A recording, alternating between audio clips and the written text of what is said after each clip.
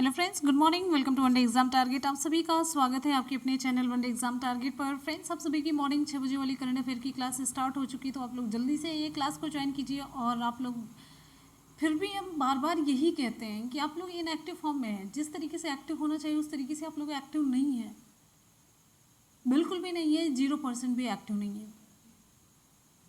मेरा काम है क्लासेस प्रोवाइड कराना, आपको जगाना, लेकिन फिर भी आप सोते रहेंगे और लास्ट में कहेंगे मैम मोस्ट इंपॉर्टेंट क्वेश्चन की सीरीज़ कंटिन्यू करिए, स्टार्ट करिए। और तो मोस्ट इंपॉर्टेंट क्वेश्चन कैसे पता चल सकता है? तो लास्ट में जो इंपॉर्टेंट होता है हम पूरी कोशिश करते हैं वो भी करने की, लेकिन क्या ये तरीका सही होता है? आप बताइए। वो तो आपकी डिमांड जैसी होगी हम वैसे ही क्लासेस प्रोवाइड कराएंगे। चलिए क्लास को स्टार्ट करते हैं बिना किसी देरी के। एक बार सभी स्टूडेंट वीडियो को एक फटाफट से लाइक करेंगे और अपने दोस्तों में शेयर कर दिया करिए। आप लोग प्लीज़ शेयर किया करिए, तभी तो सभी लोगों तक पहुंचेगा। रिक्वेस्ट है, सभी बच्चे इसका फ़ायदा उठा सकें। क्वेश्चन की तरफ आ जाते हैं। क्वेश्चन है हाल ही में फिमिसिनो एयरपोर्ट 5 स्टार कोविड-19 रेटिंग पाने वाला दुनिया का पहला एयरपोर्ट बन गया। ये कहाँ पर स्थित है? ऑप्शन यहाँ पर हमारा ए सही हो जाता है, इटली में। इटली के रोम में फिमिसिनो इंटरनेशनल एयरपोर्ट या स्थित है और जिसे 5 स्टार मिला है कोविड-19 रेटिंग में। तो कोविड-19 5 स्टार एयरपोर्ट रेटिंग पाने वाला दुनिया का पहला एयरपोर्ट बन गया है। और आपको बता दें, इटली के सबसे व्यस्त हवाई अड्डे ये जो है फिमिसिनो एयरपोर्ट को Leonardo da Vinci international airport के नाम से भी जाना जाता है। किस नाम से? Leonardo da Vinci international airport. Clear है? चलिए अगले क्वेश्चन पर हम चलेंगे। नेक्स्ट हमारा क्वेश्चन आप सभी की स्क्रीन पर। अच्छा, एक चीज़ ये जानिए कि इसे 5 स्टार क्यों मिला है, रेटिंग में 5 स्टार क्यों मिला है?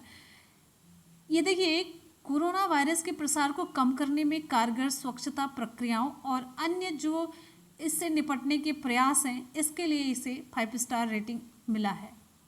बड़ी जागरूकता है वहाँ पर और बहुत ही इंतज़ाम किए गए हैं। अगले क्वेश्चन पर चलेंगे। क्वेश्चन है, हाल ही में IBSA के विदेश मंत्रियों की वर्चुअल बैठक की अध्यक्षता किसने की? ऑप्शन यहाँ पर हमारा सही हो जाता है option B, S Jaishankar. Option B सही हो जाता है, एस जयशंकर। एस जयशंकर कौन है? ये हमारे विदेश मंत्री हैं।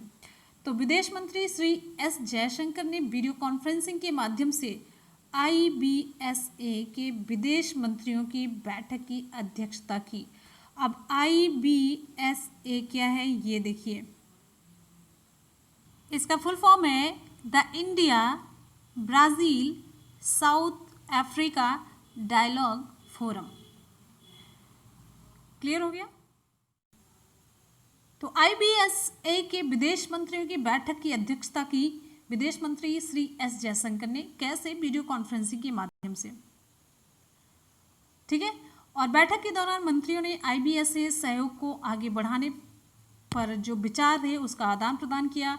उन्होंने शांति, सुरक्षा, आतंकवाद से निपटने, जलवायु परिवर्तन, सतत विकास, बहुपक्षीय व्यापार प्रणाली, इन सब जो कुछ इम्पोर्टेंट मुद्दे थे और वैश्विक महत्व जैसे कुछ अलग और मुद्दों पर इन्होंने अपने विचारों का आदान प्रदान किया।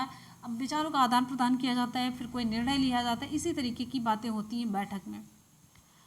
अगले क्वेश्चन पर हम चलेंगे। नेक्स्ट हमारा क्वेश्चन है, हाल ही में सांसदों के वेतन में 30% की कटौती का बिल कहां पर पारित हुआ?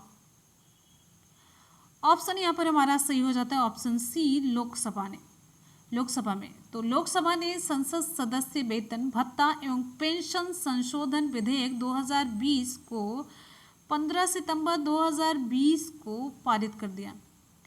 इस विधेयक में इस महामारी से उत्पन्न तत्काल वित्तीय आवश्यकता को पूरा करने के लिए सभी सांसदों के वेतन में 1 अप्रैल 2020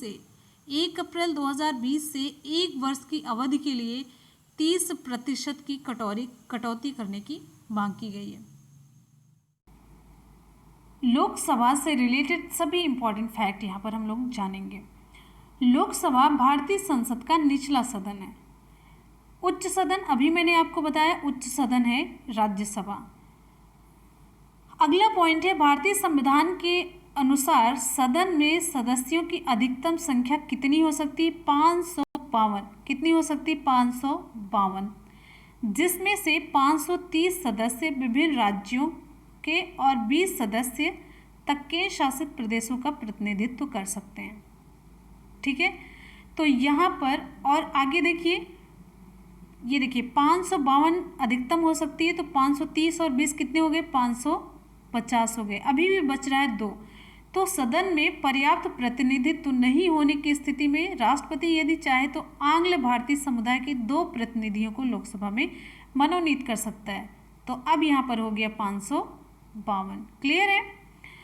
अभी आपके दिमाग में ये क्वेश्चन उठ रहा होगा, उठना भी चाहिए, कि प्रेजेंट टाइम में लोकसभा में सदस्यों की कुल संख्या कितनी है? तो 545। 545 में से 530 राज्यों के और 13 केंद्र शासित प्रदेश से इलेक्टेड हैं। 530 और 13 ये राज्यों से इलेक्टेड है, 530 और 13 केंद्र शासित प्रदेश से। अब और यहाँ पर ये पूरा हो गया कितना? 543 प्लस यहाँ पर 2 नामित हैं, किसके द्वारा? राष्ट्रपति के द्वारा। 545 यहाँ पर हो जाते हैं कंप्लीट, 2 आंग्ल भारतीय समुदाय के प्रतिनिधि जिनको राष्ट्रपति मनोनीत करता है। अब यहाँ पर देखते हैं ये कौन सी लोकसभा है? ये 17वीं लोकसभा है, जिसके अध्यक्ष कौन है? ओम बिड़ला। अब यहाँ पर इंपॉर्टेंट क्वेश्चन बन जाता है, तो प्रथम अध्यक्ष कौन थे? प्रथम अध्यक्ष थे जीवी मावलंकर, 15 मई 1952 से लेकर के 27 फरवरी 1956 तक। प्रथम उपाध्यक्ष कौन थे? लोकसभा के प्रथम उपाध्यक्ष श्री एम अनंत शयनम अयंगर। और लोकसभा का प्रथम सत्र कब प्रारंभ हुआ? 13 मई 1952 को। अगले क्वेश्चन पर आएंगे। नेक्स्ट है, लोकसभा का कार्यकाल ये कब तक होता है? कितने वर्षों का होता है? तो लोकसभा का सामान्य कार्यकाल 5 वर्षों तक का होता है। कितने वर्षों तक का? 5 वर्षों का होता है, लेकिन इसे राष्ट्रपति द्वारा पहले भी विघटित किया जा सकता है। ध्यान दीजिएगा, ये सभी जितने भी आप देख रहे हैं बहुत ही इंपॉर्टेंट क्वेश्चन है। और लोकसभा का पीठासीन अधिकारी कौन होता है? अध्यक्ष और उपाध्यक्ष। क्लियर है? अब यहाँ पर देखते हैं, ये बहुत ही मोस्ट इम्पॉर्टेंट, ये मार्क करिए, मोस्ट इम्पॉर्टेंट क्वेश्चन है। जब अध्यक्ष सभा की बैठक से अनुपस्थित होता है तो लोकसभा में कौन पीठासीन होता है? तो जब अध्यक्ष सभा की बैठक से अनुपस्थित होता है तो उपाध्यक्ष लोकसभा में पीठासीन होता है। क्लियर है? लोकसभा से रिलेटेड इतने इंपॉर्टेंट क्वेश्चन आपके एग्जाम में बहुत पूछे जाते हैं। जितना हमने कवर कर लिया आप लोग उसे ध्यान से अच्छे तरीके से पढ़ लीजिएगा। ठीक है, तो यहाँ पर जितना भी क्वेश्चन कवर किया गया सब कुछ आपको ध्यान से पढ़ना है। नेक्स्ट हमारा क्वेश्चन है, हाल ही में यूबीएस सिक्योरिटीज ने वित्त वर्ष 2021 में भारत की जीडीपी कितने परसेंट रहने का अनुमान जताया? ऑप्शन यहाँ पर हमारा ए सही हो जाता है। ऑप्शन ए -8.6% गिरावट के साथ। तो यूएसबी सिक्योरिटीज ने वित्त वर्ष 2020-21 में भारत की जीडीपी में -8.6% गिरावट का अनुमान लगाया है। इससे पहले इसने -5.8% अनुमान लगाया था।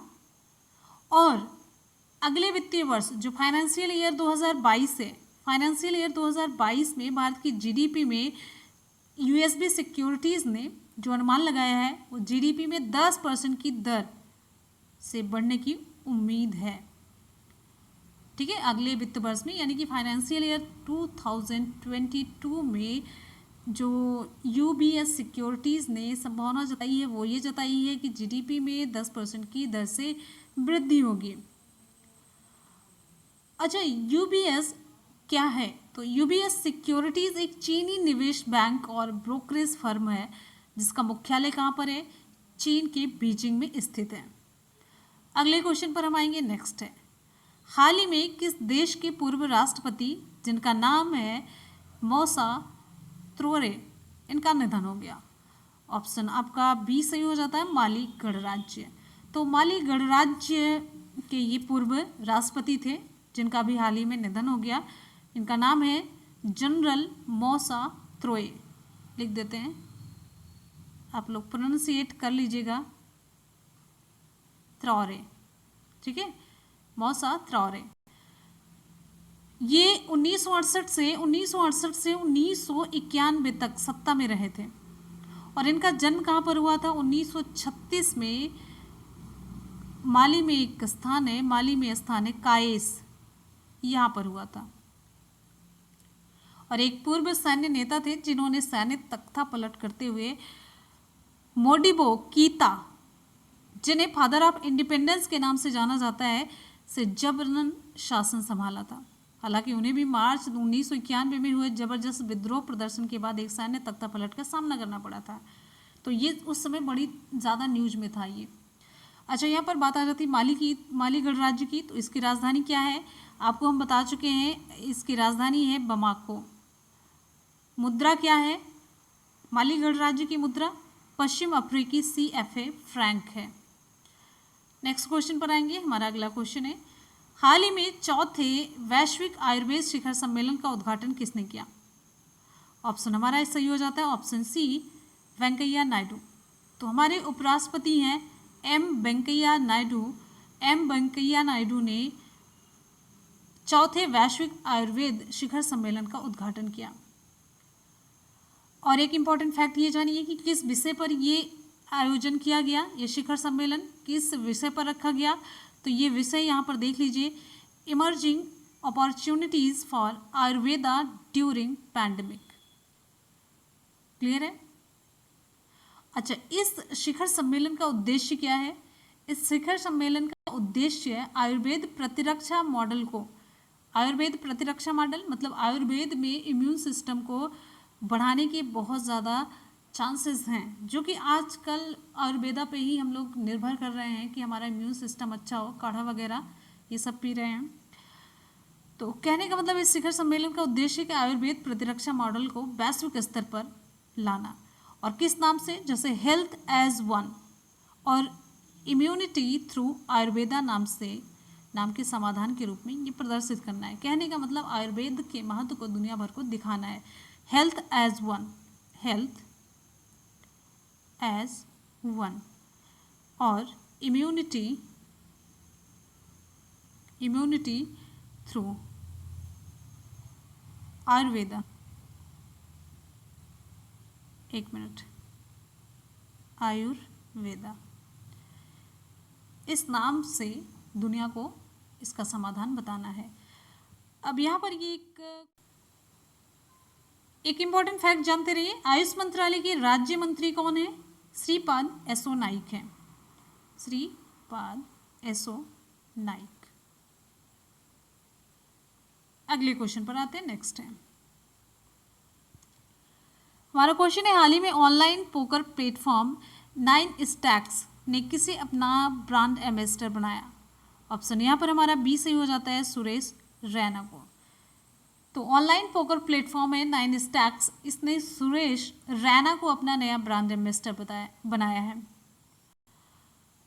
अब इस साझेदारी के बाद रैना को ब्रांड के आगामी क्रिकेट अभियानों में देखा जाएगा, जहां वे विभिन्न गतिविधियों के माध्यम से 9 स्टैक्स को बढ़ावा देने के लिए प्रचार करेंगे। तो ब्रांड एम्बेसडर बनने का बस एक ही मतलब होता है कि इसे आप जोर शोर से प्रचार करिए, जितनी भी आपकी एक पहचान है, छवि है, उपलब्धि है, उसे यूज करिए अपने प्रचार प्रसार में। ठीक है, अभी रैना ने पिछले महीने अंतर्राष्ट्रीय क्रिकेट से संन्यास लेने की घोषणा की थी। किसके साथ में? महेंद्र सिंह धोनी के साथ में। ये ब्रांड को अपनी खेल लोकप्रियता से जोड़ेंगे और दर्शकों को बुलाएंगे। और यहाँ पर एक इम्पॉर्टेंट फैक्ट जानिए, 9 स्टैक्स की स्थापना किसने की? तो सुधीर कामत, प्रतीक कुमार और ऋषभ माथुर ने कब की? 2017 में की। इतना जानते रहिए। अगले क्वेश्चन पर चलेंगे। नेक्स्ट हमारा क्वेश्चन है, हाल ही में वर्ल्ड बैम्बू डे अथवा विश्व बांस दिवस कब मनाया गया? वर्ल्ड बैम्बू डे हर साल, ऑप्शन ए सही हो जाता है, 18 सितंबर।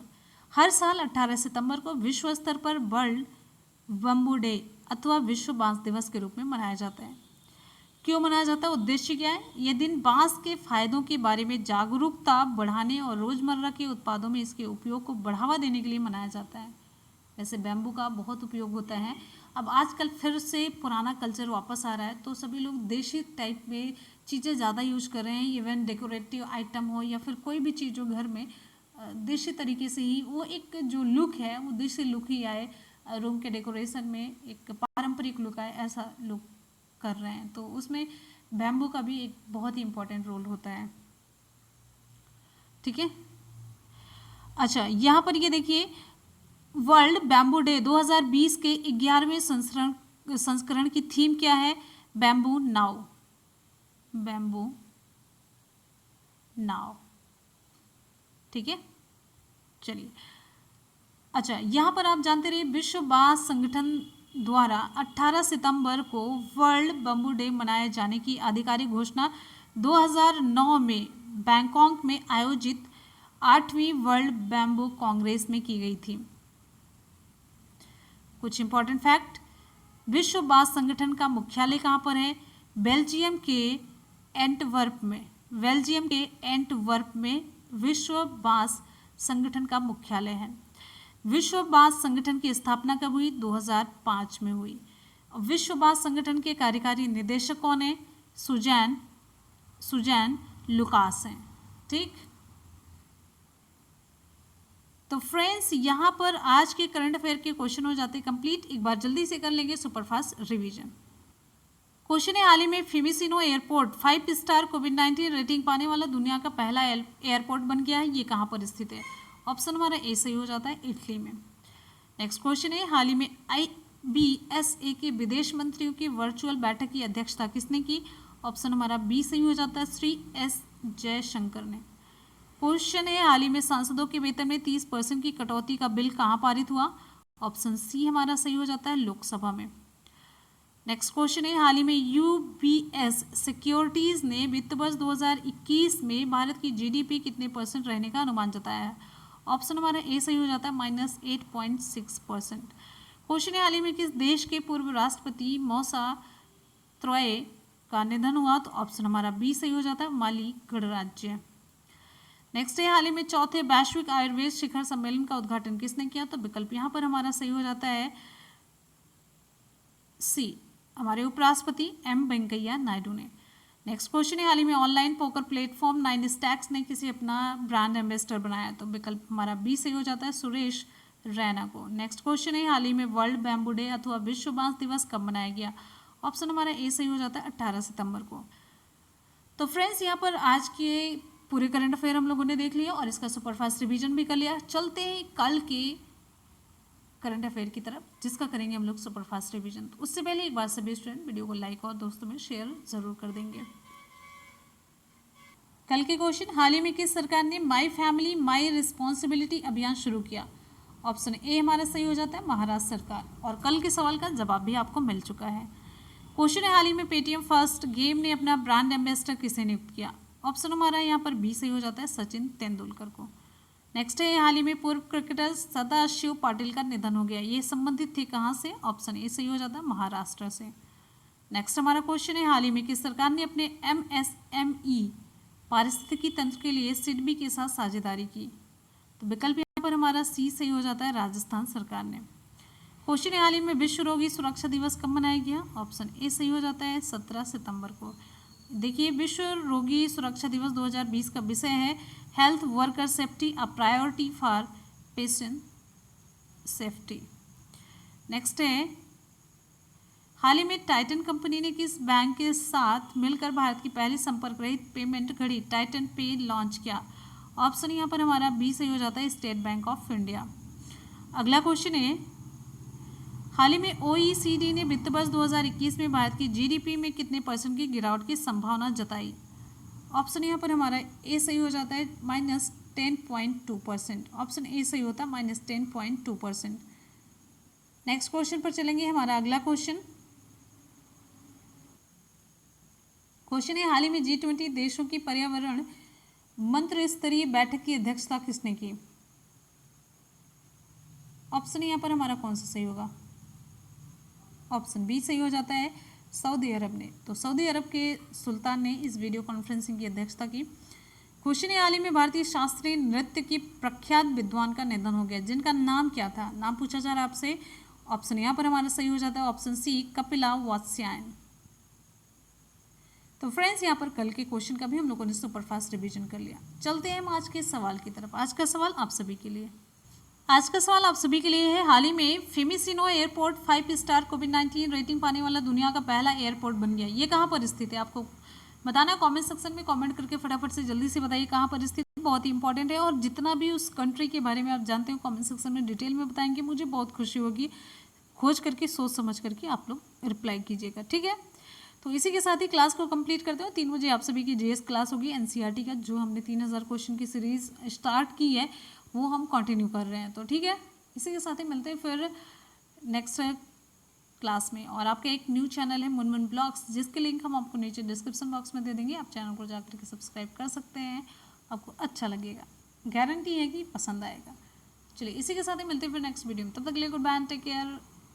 पढ़ते रहिए, मेहनत करते रहिए, सफलता ज़रूर मिलेगी। Thank you so much, love you all, bye bye and take care. जय हिंद।